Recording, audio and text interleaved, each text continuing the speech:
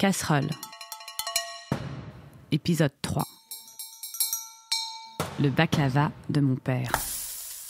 On pourrait dire que l'Arménie, c'est comme un espèce de lieu magnifique, fantasmé quand tu es enfant, parce que c'est de là que tu viens et c'est vraiment le plus beau pays du monde, c'est le paradis, quoi. C'est le paradis. Et puis après, tu t'aperçois quand tu vieillis un peu d'abord que les paradis sur Terre, ça n'existe pas, et puis qu'en fait, c'est aussi un mensonge, parce que tu peux pas y retourner. Il faut que je vous avoue quelque chose. J'avais un peu peur d'interviewer mon père. Ce n'est pas quelqu'un avec qui je parle beaucoup. J'avais tellement d'appréhension que j'ai commencé par annuler 2 fois. Puis le jour où je devais aller chez lui, un samedi après-midi, je ne trouvais plus mon micro. Je l'ai cherché dans tout Paris.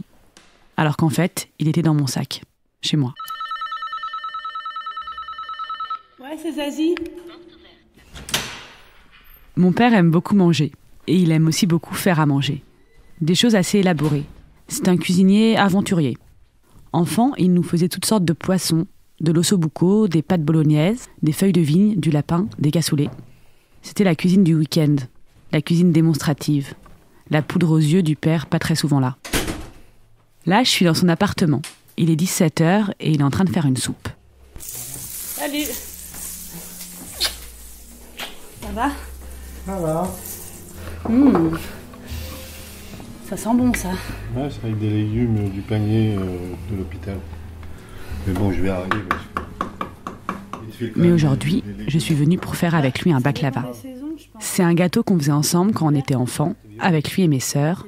C'est aussi un de mes seuls liens avec mes origines arméniennes. Ça, et mon nom de famille, Tavissian. Et, ok, bon, un peu mon nez aussi, j'avoue.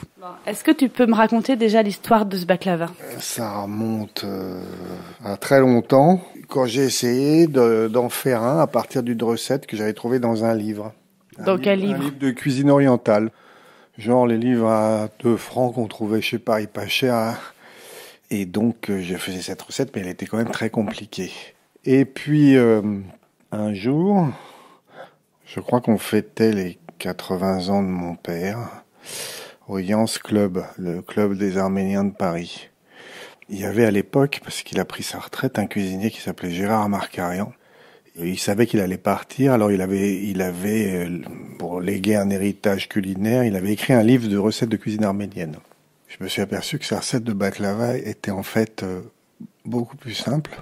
Au lieu de prendre 3 heures, ça prend 20 minutes à faire. Je lui ai demandé ce qu'on mettait dans ce fameux baklava, super facile à faire. Il faut donc du filo. Alors le filo, ça c'est une pâte de blé très très fine. Un rouleau, ça suffit pour faire un baklava. Après, il faut du beurre, une plaquette de beurre non salé. Il faut des noix, à peu près 350 grammes de noix décortiquées. Alors ça, c'est pour faire le gâteau. Pour faire le sirop, il faut du sucre, je dirais à peu près 350 grammes aussi, et puis un petit peu de jus de citron et de l'eau. Bon, on va faire le gâteau. Allez. Est-ce que je peux tu n'es pas obligé d'enregistrer, mais je vais te montrer quelque chose que j'ai mis exprès pour toi. Oui, vas-y. Eat, sleep, Siam. Pas mal.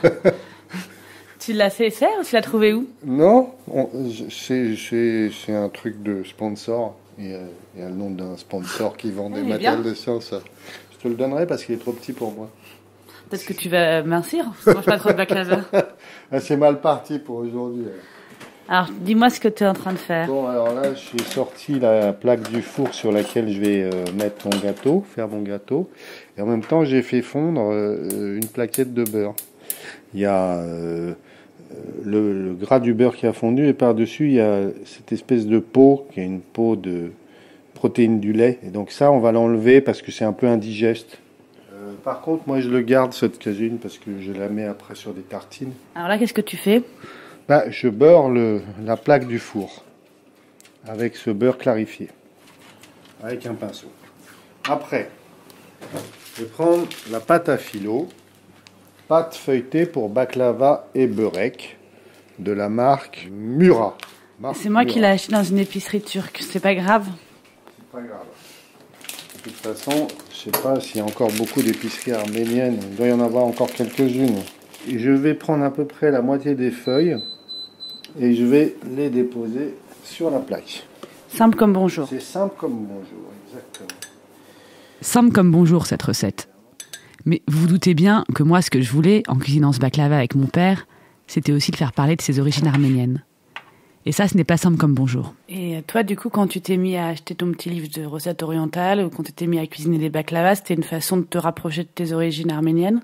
Écoute, mes origines arméniennes, elles sont quand même assez ténues, parce que, à part, évidemment, les 3 dernières lettres de mon nom, moi, je parle pas l'arménien. Je suis allé une fois en Arménie sous un prétexte professionnel, parce que j'étais curieux, mais je me suis bien rendu compte à ce moment-là que mes ancêtres n'habitaient pas du tout cette partie-là du monde, ils habitaient la Turquie. Mes racines arméniennes, elles sont plus désagréables d'un côté, parce que comme le génocide n'a jamais été reconnu par le Turc, il y a une espèce d'impossibilité à passer au-delà, une espèce d'obligation de faire partie d'un groupe ethnique qui a souffert d'injustice, sans que soi-même on l'ait souffert et sans que on puisse vraiment y relier quelque chose de personnel.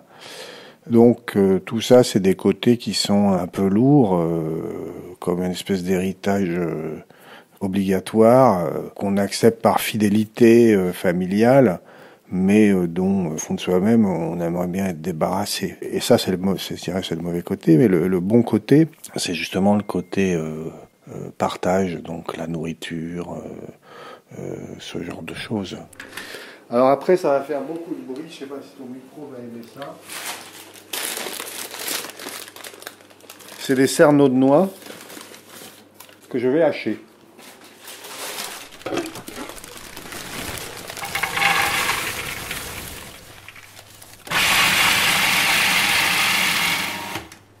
Et puis après, très simplement, tu prends tes noix et tu les étales sur le filot étalé. Tu répartis bien. Voilà, ouais, il y en a déjà pas mal, hein. Ça fait une belle couche. Donc tu répartis bien la couche partout sur ton filot. Bon, alors voilà, alors j'ai pas dit ce que j'avais fait. Donc j'ai bien étalé les noix en une couche uniforme sur la première moitié des pâtes de filot et dessus j'ai posé l'autre moitié. Donc en fait, tu vois, c'est juste 2 séries de pâtes de filot qui encadrent comme dans un sandwich des noix hachées. Maintenant, je vais prendre le beurre fondu et je vais le faire couler bien sur le dessus des pâtes de filot. En fait, ça ne nous amuserait plus du tout maintenant si on devait faire le baklava avec toi, quand ça serait trop rapide. Ah oui, tu crois? Nous, ce qu'on aimait bien quand on était petite, c'était qu'on passait, dans mon souvenir, pas non plus énormément de temps avec toi, et que le baklava, c'était un moment long qu'on passait ensemble. Je vous ai manqué quand vous étiez petit?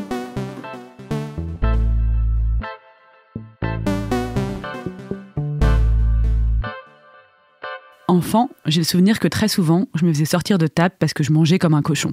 Enfin, c'est ce que disaient mes parents. Je pense juste que j'avais bon appétit et que je le démontrais joyeusement. Mais passons. J'ai demandé à mon père s'il se souvenait de comment on mangeait enfant et s'il y avait des règles à table qu'on devait respecter. Moi, il y avait un truc, c'est que j'ai toujours considéré que il faut pas forcer les mômes à bouffer ce que tu leur as préparé. Parce que tu prépares la nourriture parce que toi, tu aimes manger ça. Mais un môme, il aime pas forcément les artichauts ou la choucroute, ou ils aiment en général pas beaucoup les légumes. Donc on a toujours eu des trucs que nous on n'aime pas spécialement, genre les pizzas congelées, les frites surgelées, les grandes boîtes de cassoulet en boîte là, mais que vous adoriez. Et moi je vous ai jamais interdit de vous nourrir de ça. Au contraire. Et puis les enfants, il faut pas qu'ils mangent à table avec des parents d'une façon systématique. Voilà, l'ambiance est pas forcément bonne, les parents peuvent avoir des choses à se dire. En général, on vous faisait manger et puis on mangeait après nous. On mangeait pas avec vous jusqu'à assez tard. J'ai toujours cru que c'est parce que vous mangez des trucs bons et puis vous nous refiliez les pizzas surgelées. Vous préfériez les pizzas surgelées. Qu'est-ce que tu veux que je te dise, moi? C'était peut-être la solution de facilité, mais c'était aussi ce qui marchait le mieux. Bon, là, permettez-moi de douter de cette théorie comme quoi j'adorais me gaver de pizzas surgelées enfant. Surtout venant de moi, qui suis connu comme le loup blanc dans toute la famille, pour avoir mangé un boudin blanc entier à l'âge d'1 an. Aujourd'hui, j'ai 30 ans, pas d'enfants. À mon âge, mon père en avait déjà 4. Je ne sais pas où je caserais 4 enfants, moi qui n'ai déjà pas la place d'avoir un frigo de taille normale. Ça me ferait complètement flipper. Mais mes parents, à l'époque, j'ai l'impression qu'ils ne se posaient même pas la question. J'ai demandé à mon père s'il n'avait jamais eu peur de ne pas réussir à nous nourrir. Je pense que j'ai dû avoir des inquiétudes, mais avec le temps, t'as l'impression que finalement, t'as pris ça avec insouciance. Ça a quand même conditionné mes activités, les métiers que j'ai faits, et en partie, j'ai pas pu faire exactement ce que je voulais. J'ai pas pu d'abord ne rien faire, parce qu'il fallait quand même que je gagne ma vie pour élever les enfants. Je sais pas ce que j'aurais fait, sinon. J'aurais peut-être pas été salarié en permanence du jour de mes 19 ans jusqu'à maintenant, sans jamais un mois d'interruption. Ça fait longtemps que tu n'as plus besoin de nous faire manger. Ouais. Mais revenons au baklava. Pour le moment, on a juste mis les noix émiettées entre 2 couches de pâte philo bien beurrée, et il faut continuer la recette. Et alors là, maintenant, je vais prendre un couteau super aiguisé, et je vais couper à travers toutes les épaisseurs des morceaux en forme de triangle. Et je vais l'enfourner. Combien de temps il va être au four ? Dans l'ordre de 25 minutes.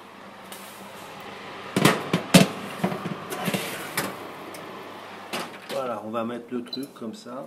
Voilà. Tu fais le petit sirop. Je vais faire le petit sirop. 350 g de sucre, 25 centilitres d'eau, le jus d'un petit citron. Nathalie, tu sais pas où est le petit doseur, le gobelet doseur là ? Petite, pour moi, c'était une vraie fête quand on faisait ce gâteau. Je me souviens de la fierté de l'avoir ramené un jour pour un goûter de classe à l'école primaire.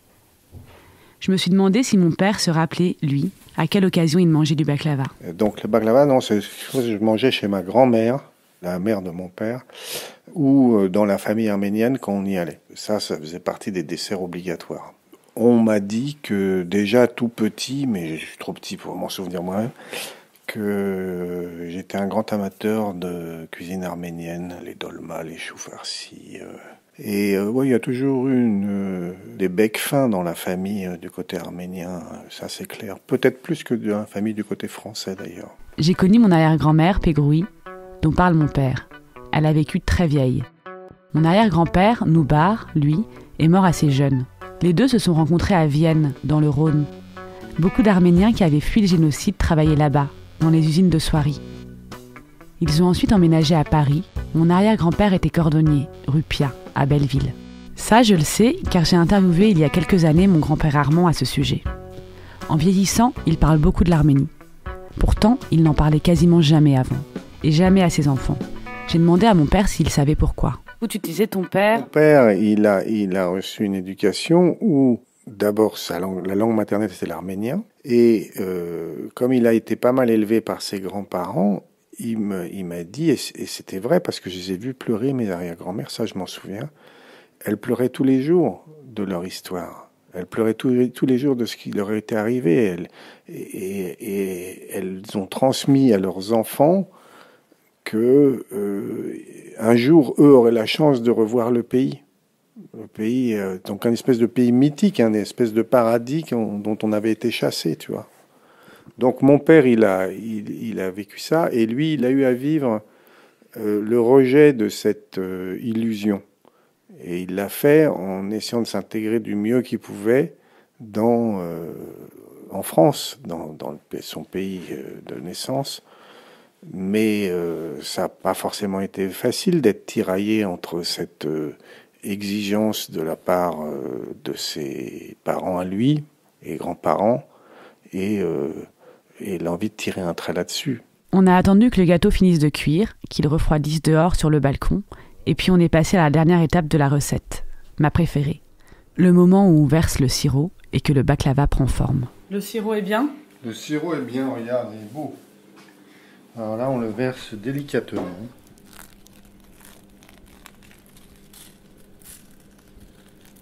Tu penses que ça va être un bon baklava ? Ouais, je pense qu'il est pas mal. Il a une bonne tête ? Il a une bonne tête. Et en plus, il a ce côté, cette géométrie originale, jamais vue auparavant. Et toi, tu voudrais un baklava pour tes 60 ans? Tu me le ferais? Je peux essayer. Bah ouais, c'est très bon comme gâteau. Mais en fait, tu sais là où c'est le meilleur, ce gâteau, en réalité, c'est pas juste après un repas, même arménien, c'est avec le café, mais le café de l'après-midi ou le café du matin du dimanche quand t'as le temps. Tu prends ton café tranquille. Là, c'est bon.